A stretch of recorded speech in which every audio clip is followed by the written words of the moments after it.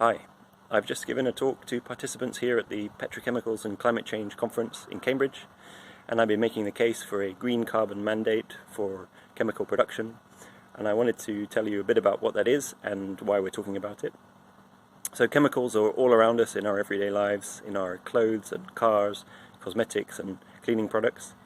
and unfortunately the fossil fuel industry is deeply embedded in the production process for many of these chemicals, not just as a source of energy in the process, but also as a key ingredient to supply carbon for those chemicals. And that comes with all sorts of impacts, not just on climate change, but on health and other environmental impacts as well. Now, there are alternative sources of carbon for these chemicals. It could come from plant-based sources like biomass, from recycled plastic waste, or from carbon dioxide captured directly from the air.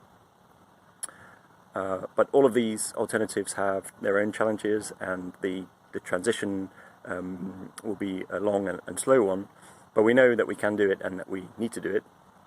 So at Green Alliance we've been making the case for a green carbon mandate, which would set a minimum requirement on the chemical manufacturers to prove that at least some of that carbon in their products has come from green sources, and that fraction of green carbon should rise steadily over time, sending a long-term signal to the industry that it needs to invest in this transition. I think 40% green carbon fraction by 2040 could be achievable.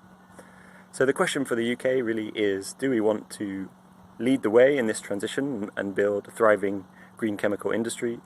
or are we happy to let other countries get ahead and we'll be stuck importing those chemicals in the future?